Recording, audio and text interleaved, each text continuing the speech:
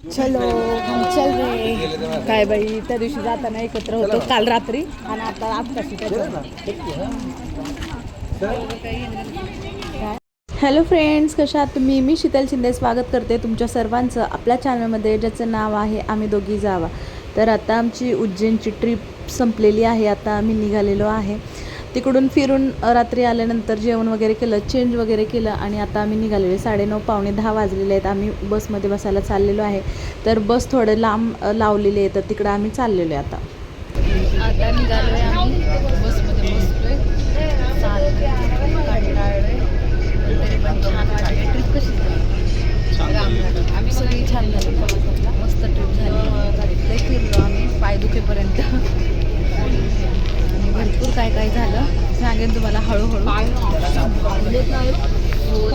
बाबा लय भाजले सवय नाही ना, त्याच्यामुळे जाम इथे कोण बसलंय पण काय केलंच नाही. अरे कोण बसलंय पळवलं ना आम्हाला.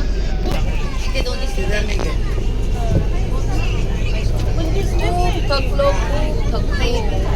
अवतार कसं झालं निघायचं तिकडे. गुड नाईट म्हणा, आता झोपायचंय. अरे गुड नाईट बोला, झोपायचं आता. गुड नाईट, फुल टाईट. काल भैरव की काल भैरवचा प्रसाद आणला की नाही? मग त्याला माहिती आहे ना, मदीला द्यायची असते. ती बॉटल दिली मी, बॉटल उरलेली बॉटल त्यांनी रिटर्न दिली आणि ते म्हणतात प्रसाद घरी घेऊन जायचा नसतो, इथंच प्यायचं असतो बस मध्ये. रात्री बसले गाडी असं व्हायब्रेट होते, आदळते. असू द्या, आम्हाला पाठीचा कणा दुखे नाही. उलट असं वाटतं की झोक्यात झोपलोय. लास्ट रो कसं असं लोळायला बरं पडतं मला. नाही, जरा गॉसिप करायचे, झोक्यात झोपल्यासारखं. हा, त्याच्यामुळे असं वाटतं कोणतरी झोका देते. सर आम्हाला ना व्हिडिओ काढायचा आहे. तर आता आम्ही निघालेलो आहे तिकडून, बसमध्ये आहे. जेवढे लोक आमचे मागच्या वेळेस होते येताना ते सगळेजण त्याच बसमध्ये बसलेले आहेत. माझ्या मैत्रिणी वगैरे सगळेजण. आम्ही मस्तपैकी रील्स वगैरे काढले. खूप थकलो होतो तरी पण रील्स वगैरे चालू होतं काढणं, कारण हा शेवटचा दिवस होता. शेवटचं जे आमचं प्रवासातलं थोडासा वेळ राहिला होता, काही तास राहिले होते, तर ते आम्ही एन्जॉय करत होतो. म्हटलं की नंतर मग सगळे लोक झोपल्यानंतर मग एन्जॉय नाही होणार. सरांनी लाईट बंद केली होती, पण आम्ही त्यांना परत चालू करायला सांगितलं आणि आम्ही एन्जॉय करत होतो. रील्स वगैरे केले आणि रील्स वगैरे केल्यानंतर खूप वेळ आम्ही गप्पा मारल्या, गप्पा गोष्टी केल्या. लाईट वगैरे बंद झाली आणि खूप कंटाळा आला, त्याच्यामुळे डोळा लागला होता. निवांत नाही, बसमध्ये इकडं तोंड तिकडं तोंड असं म्हणजे करताना कसं तरी म्हणजे झोप पण येत नव्हती बसमध्ये, पण डोळा लागला. सगळं असं वाटलं की आता आम्ही साखर झोपेत आहे आणि साखर झोपेत आहे असं वाटलं. अचानक कसला तरी आवाज झाला. लोक ओरडायला लागले. लोक का ओरडतात हे सुद्धा कळत नव्हतं, काही समजायच्या आत. म्हणजे सगळेजण झोपेत होते आणि अचानकच कालवा, अचानकच बस दुसऱ्या कशावर तरी आदळली असं जाणवलं आणि सगळेजणच झोपेतून जागे झाले. एक म्हणजे कल्लोळ झाला होता एक प्रकारे आणि ओरडायला वगैरे लागले सगळे बसमधून खाली. आणि स्वप्नासुद्धा विचार नव्हता केला की आमच्यासोबत असं होईल. लोक ड्रायव्हरच्या भरवशावर निवांत गाढ झोपेत होते. स्वप्नातसुद्धा विचार केला नव्हता की आपलं असं काहीतरी होईल. अंधारामध्ये काही कळतसुद्धा नव्हतं की काय चालू आहे काय नाही. ते सगळे पटापट खाली उतरले. खाली उतरल्यानंतर बघतात तर इकडल्या साईडला दरी आणि दुसऱ्या साईडला आपली बस कशावर तरी आदळलेली आहे आणि गाडीच्या सगळ्या काचा ज्या आहेत त्या खाली पडलेल्या आहेत. तर मी सांगण्यापेक्षा तुम्ही स्वतःहून बघू शकता आणि ते आमचं काय फिलिंग असेल, आम्ही रात्री किती घाबरलो होतो हे तुम्हीच बघू शकता.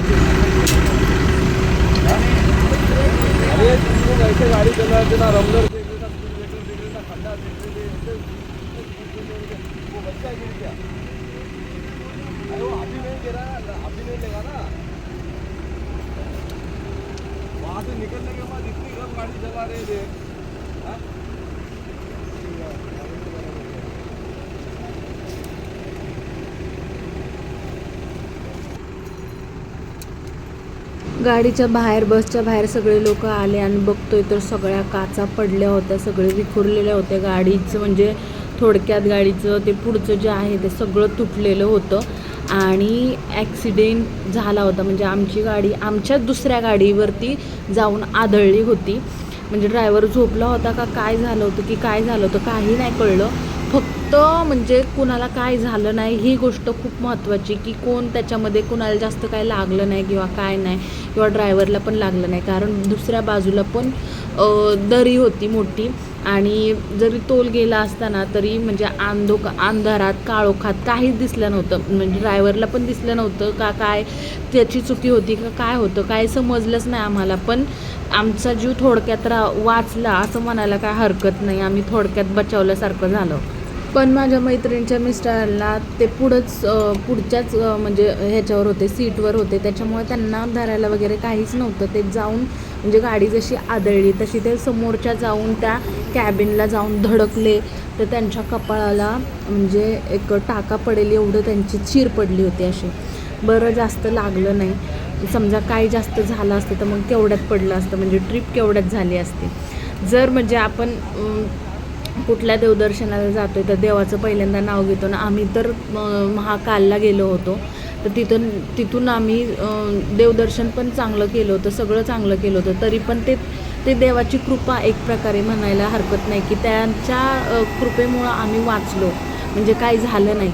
अंधारात काळोखात आमच्याच बसला धडकली होती. कारण म्हणजे नंतर कळलं, स्पष्ट झालं की समोर काहीतरी स्पीड ब्रेकर होता आणि आमची म्हणजे गाडी एकामागोमाग एक, अशा 3 गाड्या होत्या आमच्या एकामागोमाग एक गाडी आमच्यापेक्षा भरपूर मागे होती, लांब होती. दुसरी हिंगोलीच्या साईडने ती निघून गेली.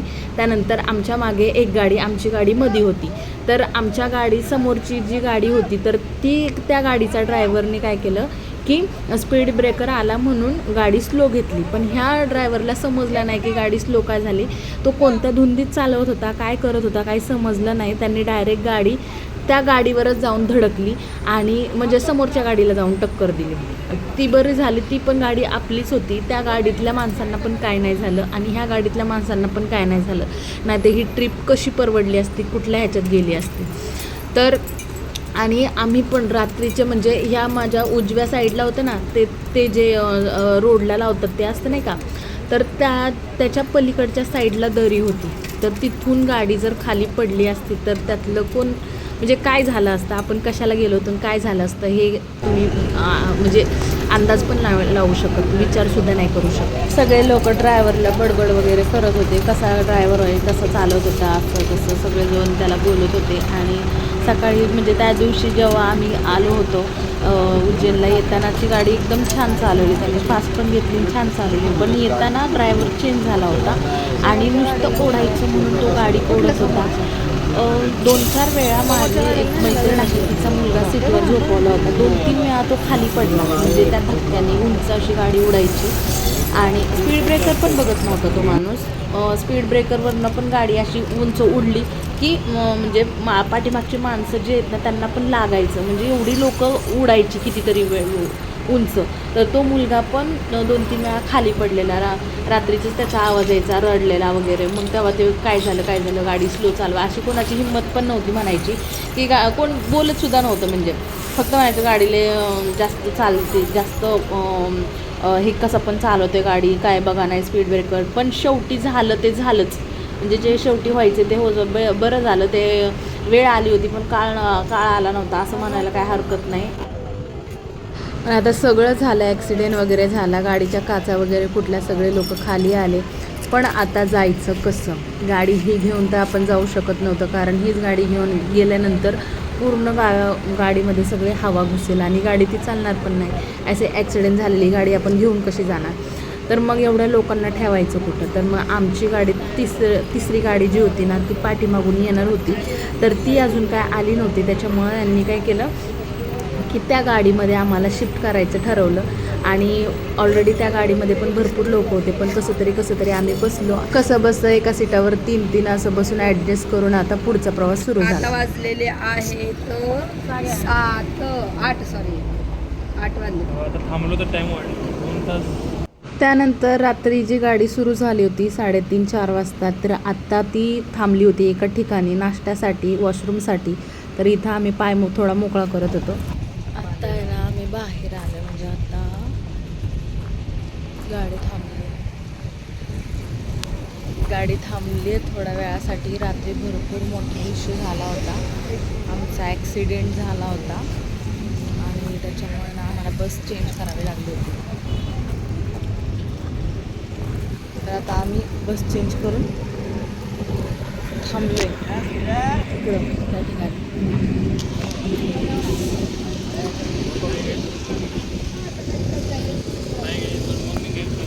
परत एकदा आमचा प्रवास सुरू झाला होता. आम्ही कसं तरी बसलो होतो दाटीवाटीने, तिघं असं कसं जशी जागा सापडेल तसं बसत होतं. अगोदर सगळे एका ठिकाणी मित्रमैत्रिणी सगळे हे जे हात दाखवतात ते सगळे आजूबाजूला बसले होते, पण आता जिथं जागा भेटेल तिथं आम्ही बसलो होतो. दाजींला आम्हाला, आम्ही तर एका सीटवर तिघी बसलेलो. करत करत पुढे घेऊन आमच्या गाडी काढली आणि आता मी जाणार आहे शेक. गाडी तुमची झाली, मी झाली, आता मी करते शेक. अंगावर सांडायचं तुझा. आता मी पिणार आहे शेक. ओके, काय खाताय? करवंद मस्त आहे, डोंगरची काळी मेना. जाताना आम्ही छोटी छोटी गावं घेत होतो, म्हणजे भूक लागली तर तिथं उतरून खाणं किंवा काय वॉशरूम वगैरे करणं, तर ह्यासाठी गाडी थांबत होती. परत चालू होत होती, तिथलं आम्ही काय जे खायच्या गोष्टी आहेत ते घेत होतो, एन्जॉय करत होतो. त्यानंतर दुपारच्या जेवणामध्ये आम्ही जे शिल्लक होतं त्या गोष्टी, भेळ म्हणा, चिवडा म्हणा, तर ते खात होतो. ते खाऊन झाल्यानंतर निवांत आम्ही गाण्यांच्या भेंड्या इथं खेळत होतो. जाताना 5-6 जणी ओळखीच्या झाल्या होत्या, पण येताना अख्खी बस ओळखायला लागलेली. यूट्यूबवर व्हिडिओ काढणारे म्हणून सगळेजण एन्जॉय करत होते. आणि आता आम्ही गाणं म्हणतोय, हे दोस्ती अब नहीं छोडेंगे, कारण एका ट्रिपमध्येच सगळे जीवाभावाचे झाले होते. कधी झाले ते कळलं सुद्धा नाही.